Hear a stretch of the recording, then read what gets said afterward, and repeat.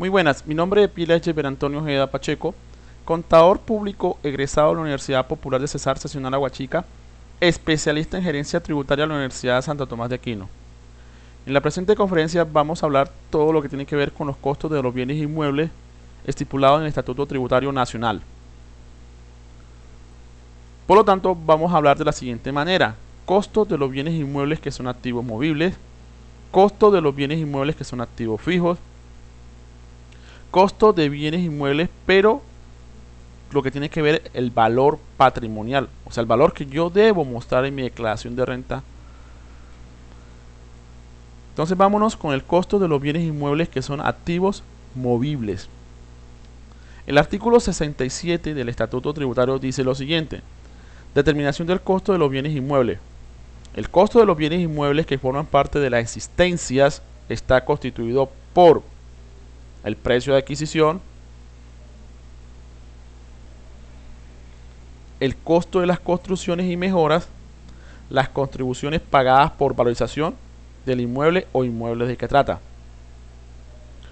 Cuando en el artículo 67 se habla de la palabra existencia, se está refiriendo a inventario o a las personas que se dedican a construir y vender inmuebles o compran los inmuebles para después venderlos.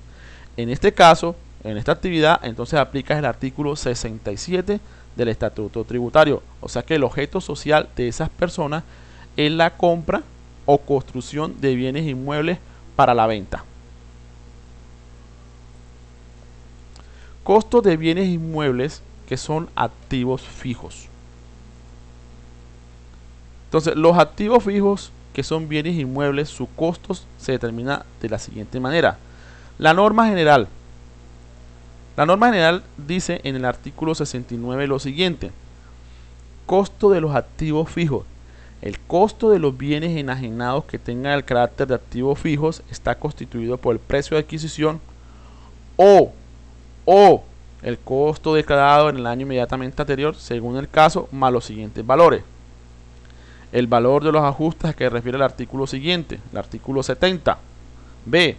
El costo de las adiciones y mejoras en el caso de bienes muebles, que para este caso no aplica. C. El costo de las construcciones, mejoras, reparaciones locativas no deducidas y el de las contribuciones por valorización en el caso de inmuebles. Del resultado anterior se resta, cuando fuera el caso, la depreciación u otras disminuciones fiscales correspondientes al respectivo año o periodo grabable, calculadas sobre el costo histórico o sobre el costo ajustado por inflación, para quienes se acojan a la opción establecida en el artículo 132. Entonces, como vemos en el artículo 69, es una norma general, no habla únicamente de activos fijos, sino dice de bienes inmuebles o muebles, dice el costo de los bienes enajenados. De los bienes enajenados, quiere decir que puede ser muebles e inmuebles que sean fijos. Entonces hay algo muy importante. En el literal se dice el costo de las construcciones, mejoras, reparaciones locativas. Vamos a hacer un análisis de qué es mejoras. Entonces, según estas dos normas, las mejoras pueden ser las que yo haga en mi casa o las que haga en propiedad ajena. Entonces vemos, el artículo 10 del decreto 1469 del 2010 dice lo siguiente: reparaciones locativas.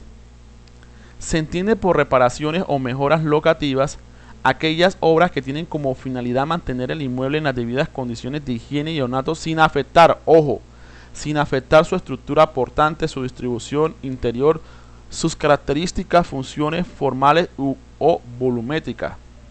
Y una característica de las reparaciones locativas que yo haga en mi casa, o en un inmueble mío, es que no requieren licencia de construcción las reparaciones o mejoras locativas que hace referencia al artículo 8 de la ley 810 del 2003 o la norma que lo adicione, modifique o sustituya. Entonces hay que diferenciar que cuando yo hago un cambio en mi bien inmueble o en mi casa, debo diferenciar si es una mejora o si es una construcción. Porque si es una mejora, y se entiende que es mejora cuando dice que las obras que tienen como finalidad mantener el inmueble en las debidas condiciones de higiene y ornato sin afectar, o sea, no afecta su estructura portante, su distribución interior, sus características funcionales, formales y o volumétricas. Estaremos ante una mejora en una propiedad, valga la redundancia, propia, la cual una de las características es que no requiere licencia de construcción según este artículo.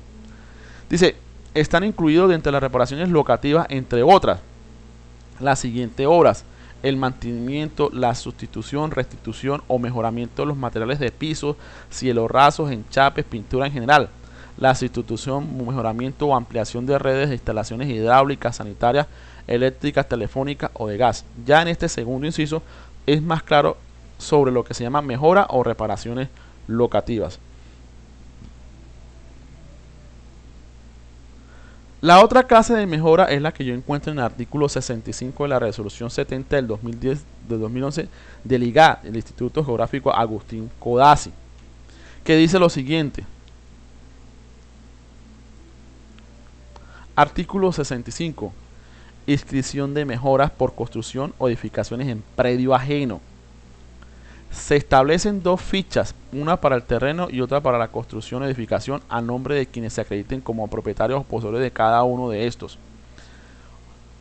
Las construcciones sobre edificaciones ajenas, no sometidas al régimen de propiedad horizontal, adicionarán al área de construcción del predio donde se encuentre ubicada y a nombre de quien aparezca inscrito catastralmente como propietario o poseedor del predio sobre el cual se levanta la construcción. ¿Qué significa eso? Resulta y pasa que en nuestra normatividad usted puede alegar ser dueño por posesión de un bien inmueble. Entonces, si usted construye en propiedad ajena o en terreno ajeno, una de las maneras para poder demostrar que esa construcción suya es que usted las declare como una mejora. Y esta mejora en propiedad ajena sí necesita que vaya registrada en instrumentos públicos.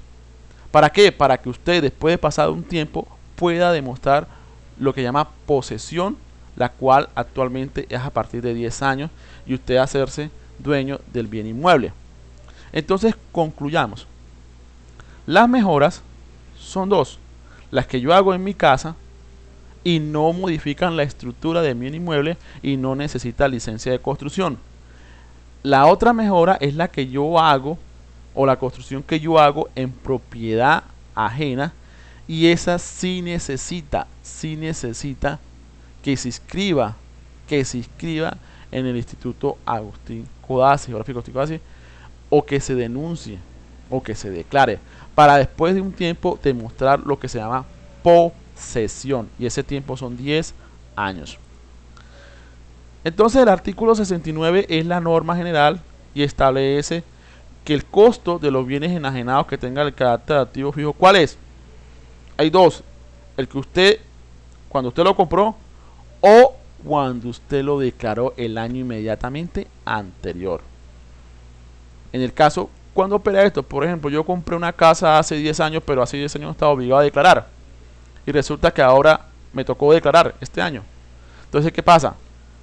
El costo que yo le declare esa casa en mi declaración de renta este año me sirve de costo para el año siguiente si la llego a vender. A ese costo le hago los ajustes respectivos, como son el valor de los ajustes del artículo 70, las mejoras, construcciones y reparaciones locativas que no han sido deducidas, y de las contribuciones por valorización. Avalúo como costo fiscal. Entonces aquí comienza a haber una norma diferente a la norma general. Entonces, el avalúo como costo fiscal. El artículo 72 del Estatuto Tributario dice avalúo como costo fiscal.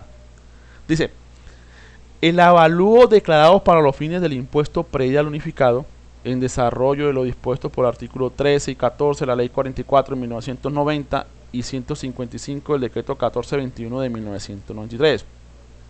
Y los avalúos formados o actualizados por las autoridades catastrales en los términos del artículo 5 de la Ley 14 de 1983 podrán ser tomados como costo fiscal para la determinación de la renta o ganancia ocasional que se produzca en enajenación de inmuebles que constituyan activos fijos para el contribuyente. Entonces tenemos la norma general y ahora estamos hablando del avalúo como costo fiscal. Entonces, el primer avalúo es el avalúo declarado o el autoavalúo. el autoavalúo. Entonces miremos. El avalúo declarado para los fines del impuesto predial unificado lo divido de las tres maneras para poderlo entender. Primero, la facultad. Dice, el artículo 12 de la ley 44 de 1990 dice, los municipios podrán establecer la declaración anual del impuesto predial unificado mediante la decisión del respectivo consejo municipal. Quiere decir que habrá municipios donde no haya esta declaración anual y habrán otros que sí la hay. Entonces, cuando dice que podrán establecer la declaración anual, quiere decir que la persona presenta su declaración y establece cuál es el precio del bien inmueble que va a pagar impuesto predial unificado. El autoavalúo. Entonces, cuando yo digo el autoavalúo, la norma me coloca un límite. Dice, el valor del autoavalúo catastral efectuado por el propietario o poseedor en la declaración anual no podrá ser inferior al resultado de multiplicar el número de metros cuadrados de área y o de construcción, según el caso, por el precio del metro cuadrado que por vía general fijen como promedio inferior las autoridades catastrales para los respectivos sectores y estratos de cada municipio. Quiere decir que yo no puedo colocar como autoavalúo en mi declaración anual de impuesto planificado un valor inferior en metros cuadrados al valor estipulado por la autoridad catastral. Si eso es así, no tiene validez y por lo tanto estaría violando la ley. Puede ser mayor al metro cuadrado que dice la autoridad catastral, pero no puede ser inferior al metro cuadrado que dice la autoridad catastral. Ahora, el autoavalúo liquidado, el inciso segundo de ese artículo dice, el autoavalúo liquidado de conformidad con lo respectivo en este artículo servirá como costo fiscal para determinar la renta o ganancia ocasional que se produzca al momento de la enajenación. Quiere decir que el valor que yo le coloque a mi casa al momento de pagar el impuesto predial unificado en la declaración anual de predial unificado, que no sea inferior al valor metro cuadrado que establezca la entidad catastral, puede ser tomado como costo en mi declaración de renta o para determinar la ganancia ocasional. Entonces vemos que la norma me permite en determinado momento hacer una planeación. Si yo voy a vender la casa y lo voy a vender por un valor superior, pues yo, si existe en mi municipio la declaración anual de predial unificado, presento la declaración, elevo el valor y el costo o el valor o la renta o la ganancia ocasional va a ser inferior y el pago de impuesto lo voy a llevar a un valor bastante pequeñito. Vigencia. Es anual y aplica a partir del 1 de enero a 31 de diciembre.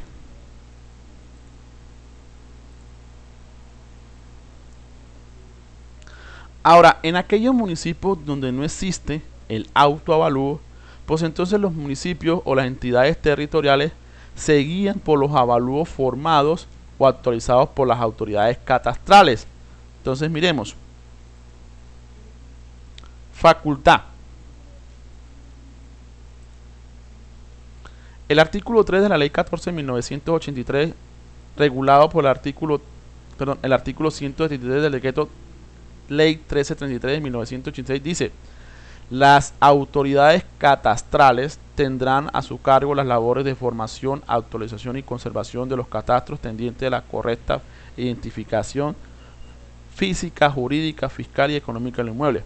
Acordémonos que hay ciudades que tienen su propio catastro: Medellín, Bogotá, Cali, y hay otras ciudades que nos rige el Instituto Geográfico Agustín Codazzi, que es a nivel nacional. Entonces, el que forma, actualiza y conserva los avalúos catastrales son las autoridades catastrales, que en nuestro caso a nivel nacional se llama Instituto Geográfico Agustín Codazzi. Ahora dice: las autoridades catastrales tendrán la obligación de formar los catastros autorizados en el curso de periodo de 5 años en todos los municipios del país, con el fin de revisar los elementos físicos y jurídicos del catastro y eliminar las posibles disparidades en el avalúo catastral originadas en mutaciones físicas, variaciones de uso o de productividad obras públicas o condiciones locales del mercado inmobiliario. O sea que cada 5 años la autoridad catastral debe actualizar el respectivo catastro que está bajo su poder. Eso lo dice el artículo 175 del decreto ley 1333 de 1986, que fue el que reglamentó el artículo 5 de la ley 14 de 1983. Autoestimación del avalúo catastral. Resulta y pasa que en aquellos municipios donde no existe la declaración anual del impuesto predial unificado, el dueño o propietario del inmueble le puede solicitar al IGAT que le haga un avalúo y le modifique el valor del bien inmueble. Entonces esto es lo que vamos a ver ahora. Derecho. El artículo 183 del decreto ley 1333 de 1986 y el inciso primero del artículo 141 de la resolución 70 de 2011 del IGAT dice: es el derecho que tiene el propietario o poseedor de predios o mejoras de presentar antes del 30 de junio de cada año ante la correspondiente autoridad catastral la autoestimación del avalúo catastral en los municipios donde no hubiera oficina de catastro. Su presentación se hará ante el tesorero municipal. ¿Qué significa? Que yo voy al IGAT o a la oficina del catastro en Bogotá, en Cali o en Medellín y le digo: mire, quiero que me actualicen el valor de mi bien inmueble, pero si quiero que ese valor aplique a partir del 1 de enero del año siguiente, debo solicitarlo a más tardar antes del 30 de junio de cada año. Vigencia fiscal. Inciso primero del artículo 141 de la resolución 70 del 2011 del IGAT. Dicha autoestimación no podrá ser inferior al avalúo catastral vigente y se incorporará al catastro con fecha 31 de diciembre del año en el cual se haya efectuado. Si la autoridad catastral la encuentra justificada por mutaciones físicas, valorización o cambios de uso. Entonces, si la autoridad catastral considera que el valor del inmueble ha sido modificado y si nos damos cuenta el valor debe ser superior al valor catastral actual, entonces se incorporará al catastro y esto se incorpora el 31 de diciembre del año en el cual se haya efectuado. Quiere decir que ese valor aplicaría para liquidar el impuesto predial del año siguiente, del 1 de enero.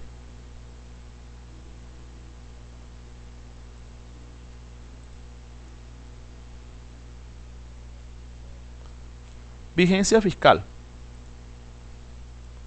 El artículo 131 de la resolución 70 del 2011 dice: la vigencia fiscal del avalúo catastral, el que hace la autoridad catastral, será a partir del 1 de enero del año siguiente y su fijación es anual y va hasta el 31 de diciembre del correspondiente año.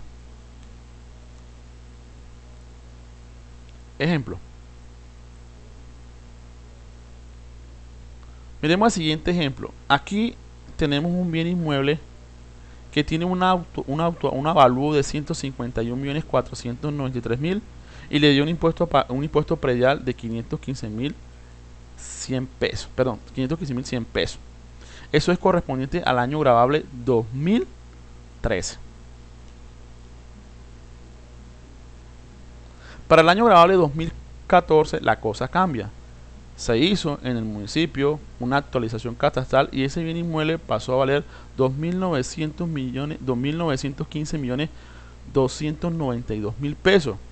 Y el señor pasó de pagar 515.100 pesos a pagar 9.912.000. Entonces miremos qué pasa acá. Vemos que el valor del impuesto ha sido elevado muy elevadamente. Entonces miremos el análisis. Para el año gravable 2013 el impuesto es 515.100 pesos con las siguientes características: avalúo catastral 151, estrato 2, área de territorio 22.523, área construida 600. Estos datos fueron tratados del mismo recibo de cobro del impuesto. Para el año gravable 2014 es 9.912.000 con las siguientes características: avalúo catastral 2.915.292.000, estrato 2, área del territorio 22.524, área construida 600. Resulta que cuando sucede este caso, El artículo 6 de la ley 14 de 1983 dice lo siguiente: límites del impuesto. A partir del año en el cual entre en aplicación la formación catastral de los predios en los términos de la ley 14 de 1983, el impuesto predial unificado resultante con base en el nuevo avalúo no podrá ser el doble del monto liquidado por el mismo concepto en el año inmediatamente anterior. O sea, 515.000 por 2 serían 1.030.000, teniendo en cuenta que todas las condiciones del inmueble siguen iguales o que no han modificado de acuerdo a lo que dice ahora. No podrá ceder del doble del monto liquidado por el mismo concepto en el año inmediatamente anterior o del impuesto predial según el caso. La limitación prevista en este artículo no se aplicará. Quiere decir que pagará todo el monto que le dé cuando los predios se incorporen por primera vez al catastro, ni para los terrenos urbanizables no urbanizados o urbanizados no edificados. Los predios que figuraban como lotes no construidos y cuyo nuevo avalúo se origina por la construcción o edificación en él realizada. Estas tres condiciones que me coloca la ley para que no pueda aplicarse el límite del doble del impuesto no las cumple este ejemplo. Entonces, ¿qué pasa? El dueño de este bien inmueble, ¿qué tiene que hacer? Envía una carta, dice que me aplica el artículo 6 y mire lo que pasa. Dice que se acoge el artículo 6 de la ley 44 de 1990. Entonces, para el año grabable de 2014, el impuesto sería 1.030.000, no los 9 millones de pesos. Con las siguientes características: ya el avalúo no sería 2.900, sino 302.940.176. Estrato 2, área del territorio 22.523 y área construida 600. O sea que el artículo 6 de la ley 44 de 1990 establece que si los bienes inmuebles no sufrió un cambio o una mutación en su estructura, no corresponde a los límites que dice que, por ejemplo, se escriba por primera en catastro, que sea un lote y después parezca construido, o que sea un lote urbanizado y esté urbanizado. Entonces se le puede aplicar esta limitante.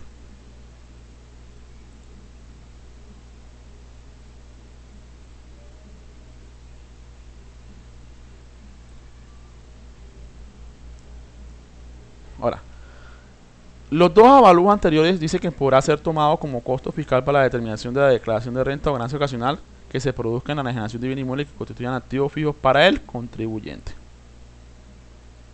Ajuste de bienes raíces, acciones y aportes que sean activos fijos de personas naturales. Entonces, el artículo 73 del Estatuto Tributario dice lo siguiente: ajuste de bienes raíces, acciones y aportes que sean activos fijos de personas naturales. O sea que el artículo 73 únicamente aplica para personas naturales. Para efecto de determinar la renta o ganancia ocasional según el caso, proviene de la enajenación de bienes raíces y de acciones o aportes que tengan el carácter de activo fijo los contribuyentes que sean personas naturales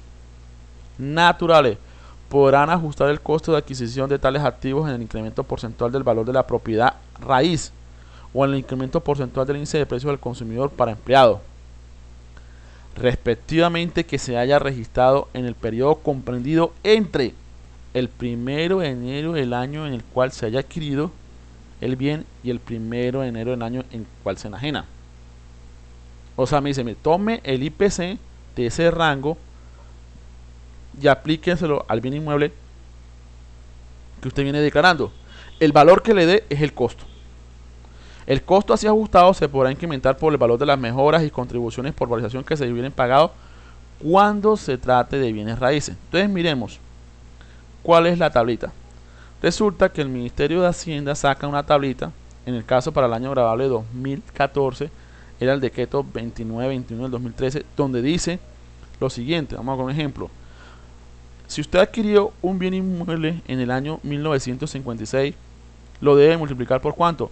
Por 17.909.95 veces lo que le costó en 1956. ¿Sí? Y así sucesivamente, hasta llegar al año grabable del 2012 que dice, mire, multiplíquelo por ¿cuánto? Por 1.16. Lo que lo compró, multiplíquelo por 1.16. Vamos a ver un ejemplo. Un contribuyente en el año 1998 adquirió un bien inmueble por un costo de 35.684.000 pesos. En el año 2014, la contribuyente, que es una abuelita, lo vende o la vende por un valor de 220 millones de pesos. ¿Cuál es su utilidad y cuánto le genera de impuestos por ganancia ocasional? Entonces, si nosotros no tenemos conocimiento del artículo 73 del Estatuto Tributario, téngalo por seguro que estaríamos hablando de una utilidad casi de 185 millones de pesos. Pero la norma me permite hacer lo siguiente. Primero ajustamos el costo. ¿Y en qué consiste? Lo compré en 1998. Si lo compré en 1998 hasta la fecha, lo debe multiplicar por 5.39. 5.39. Entonces, coja el costo 35.684.000 declarado, multiplícalo por 5.39, le da 192.336.760. Ese valor, teniendo en cuenta que este bien inmueble tiene más de 2 años, entonces se considera que es ganancia ocasional según el artículo 300 del Estatuto Tributario. Entonces decimos precio de venta 220 millones, costo ajustado, que es lo que acabamos de hacer, 192.336.760. Quiere decir que él o ella obtuvo una utilidad de 27.663.240. Como estamos hablando de ganancia ocasional, la ganancia ocasional es del 10%. O sea que su impuesto sería de 2.766.324 pesos. Vemos que la norma me permite, mediante unos ajustes, disminuir el impacto del impuesto sobre mis utilidades o sobre mis ganancias ocasionales.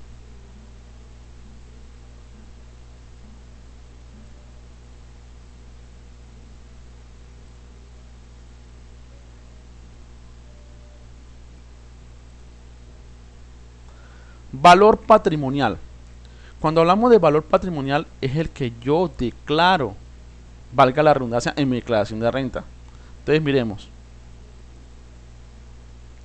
Cuando hablamos de valor patrimonial se divide en dos partes. Valor patrimonial de los obligados a llevar contabilidad y valor patrimonial de los no obligados a llevar contabilidad. Entonces miremos cuál es el valor patrimonial de los activos fijos, bienes inmuebles para los obligados a llevar contabilidad. El artículo 277 del Estatuto Tributario, en el inciso primero, dice lo siguiente: valor patrimonial de los inmuebles. Los contribuyentes obligados a llevar libros de contabilidad deben declarar los inmuebles por el costo fiscal determinado de acuerdo con lo dispuesto en. Entonces, el capítulo 1 del título 2 del libro primero del Estatuto Tributario, el capítulo 3 del título 2 del libro primero del Estatuto Tributario, el artículo 65 de la Ley 75 de 1986. Miremos, para poder entender, vamos a hacer el link. Entonces, cuando la norma me dice el capítulo primero del título segundo del libro primero del Estatuto Tributario, ¿de qué me está hablando? Pues sencillo, me está hablando de lo que acabamos de ver. Me está hablando de la norma general. Dice, capítulo 1, título segundo, libro primero. Dice, para efecto del impuesto del patrimonio, el valor de los bienes o derechos apreciables en dinero, incluidos los semovientes y vehículos automotores de uso personal, poseídos en el último día del año o periodo gravable, está constituido por su precio de costo, de conformidad con lo dispuesto en las normas del título primero de este libro. O sea, me manda a otro lado, salvo las normas especiales consagradas en los siguientes artículos. Cuando el artículo 267 me habla del título primero de este libro, mire lo que me está queriendo decir. Esto. Lo que acabamos de explicar. O sea, para los obligados a llevar contabilidad, determine el costo de acuerdo a esto. Entonces, de acuerdo al artículo 69, 70, 71, 72, 73. Me dice, hágalo. Como no puede ser 67 y 68 porque son activos móviles y estamos hablando de activos fijos, bienes inmuebles. Ahora, salvo las normas especiales consagradas en el artículo siguiente. El inciso segundo del artículo 227 dice lo siguiente: a partir del año gravable 2007, la determinación del valor de los activos no monetarios, incluidos los inmuebles, que hayan sido objeto de ajuste por nación, se realizará con base en el costo ajustado de dichos activos, salvo las normas especiales consagradas en los artículos siguientes. Y en los artículos siguientes, la única norma especial que habla de bienes inmuebles es el siguiente: el artículo 278, que dice: Costo mínimo de los inmuebles adquiridos con préstamo. Cuando se adquieran bienes raíces con préstamo de entidades sometidas a la vigilancia del Estado, el precio de compra fijado en la escritura no podrá ser inferior a una suma en la cual el préstamo represente el 70% de total. Quiere decir que si yo tomo un préstamo para adquirir vivienda y voy a hacer la escritura, el valor de la escritura no puede ser inferior al 70% del valor del crédito. Si me hacen un crédito para adquirir vivienda por 100 millones, lo mínimo que puedo registrarlo según el artículo 278 es por 70 millones. Entonces, esto es una norma especial que regula el costo de los bienes inmuebles adquiridos en préstamo, por préstamo.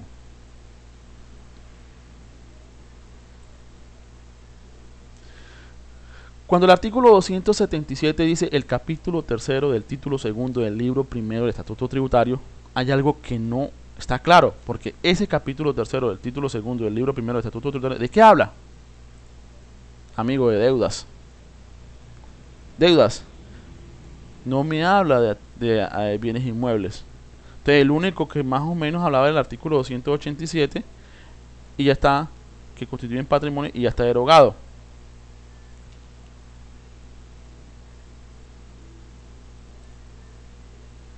Y cuando hablamos del artículo 65 de la ley 75 de 1986, mire lo que dice. En las declaraciones de renta y patrimonio correspondientes al año graduable de 1986, los contribuyentes podrán ajustar al valor comercial el costo de los activos fijos poseídos a 31 de diciembre de dicho año.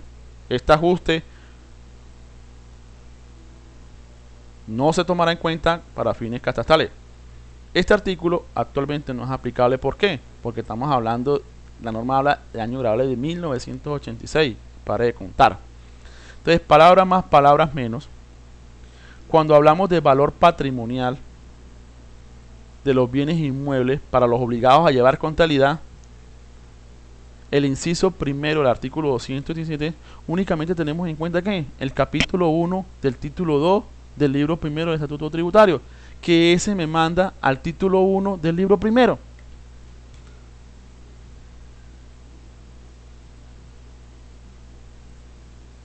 Los no obligados a llevar contabilidad.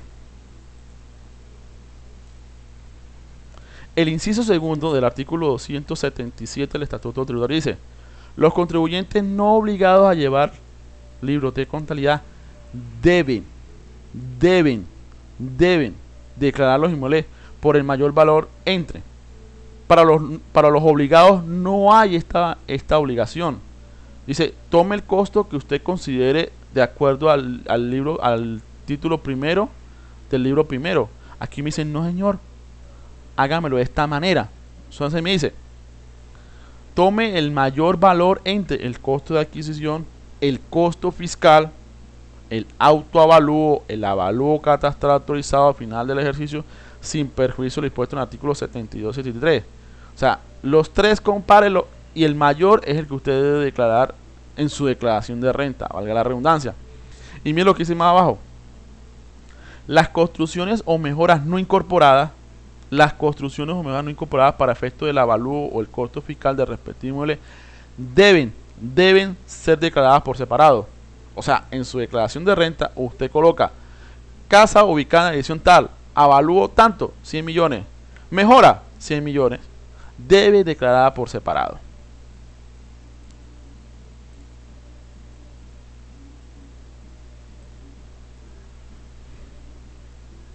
Bueno, señores, es un placer haber dado esta conferencia. Que Dios los bendiga. Hasta luego.